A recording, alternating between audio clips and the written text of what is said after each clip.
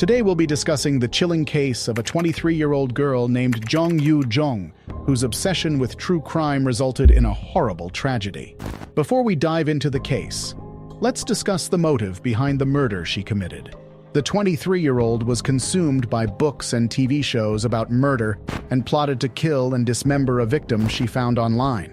She also scored high points in psychoanalysis tests, which were results similar to the country's most infamous serial killers, according to the investigators.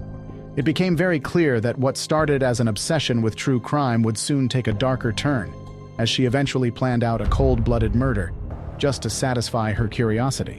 Jeong Yoo-Jeong contacted the victim, who was a university student and a private tutor, via an online tutoring platform. She was posing as a parent seeking English lessons for her child.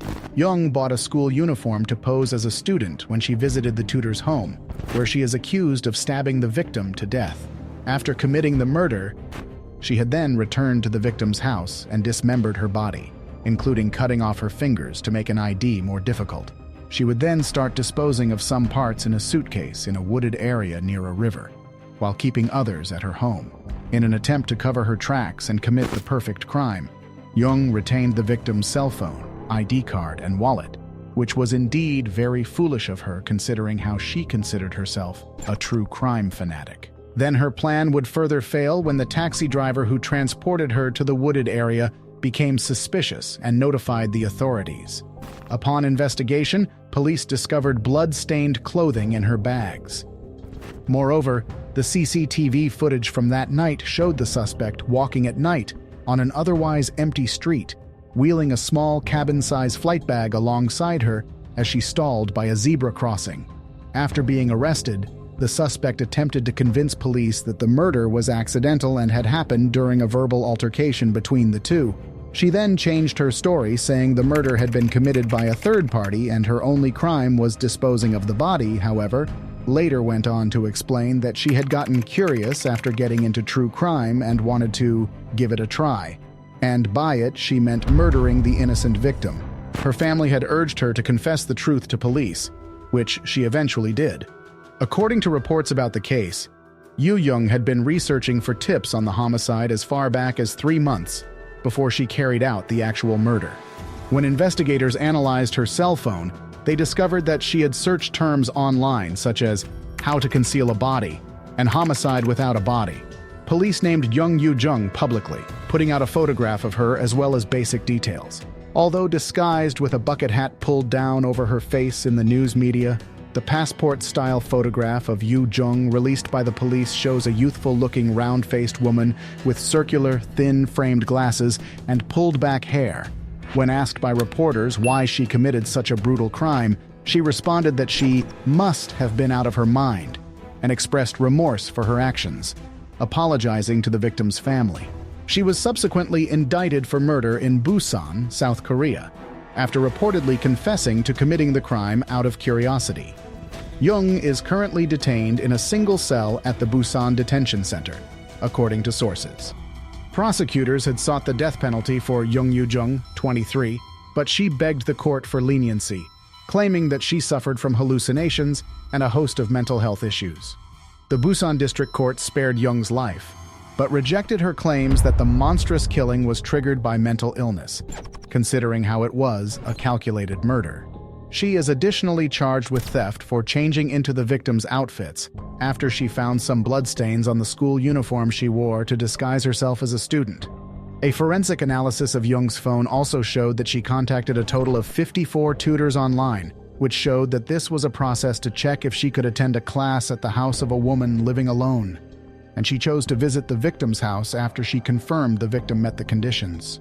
While some experts assumed Jeong would have killed a woman in her age group who was a stranger to her to steal her identification, prosecutors said there was no such evidence to back up the argument.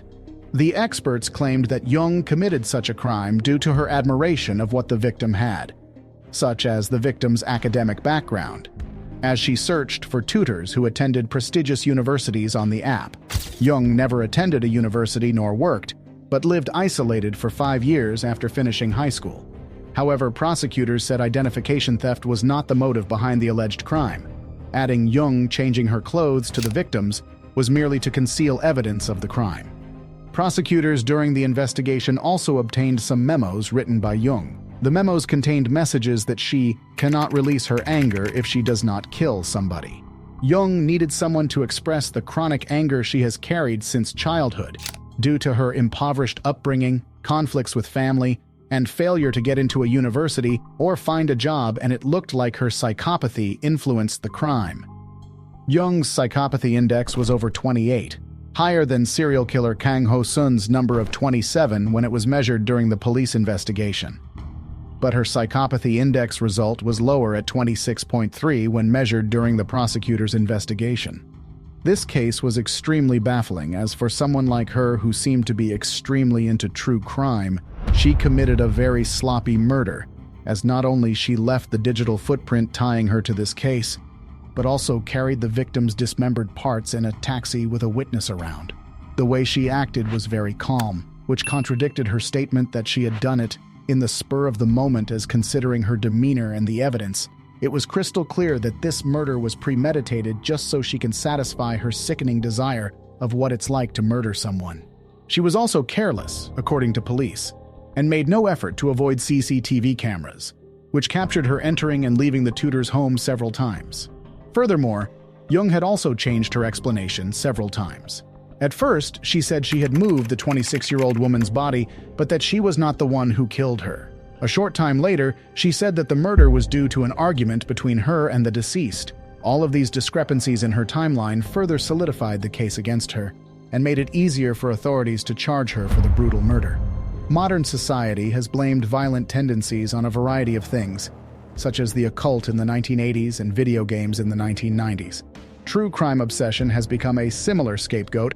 While it's possible someone might relate to a killer because they themselves want to kill, there is also a possibility that a person would have murdered regardless of whatever medium they want to blame.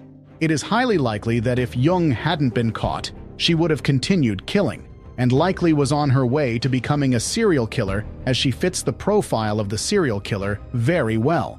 What are your thoughts on this cold-blooded killer who took the life of a brilliant young student? Comment down your thoughts below and subscribe for more content like this.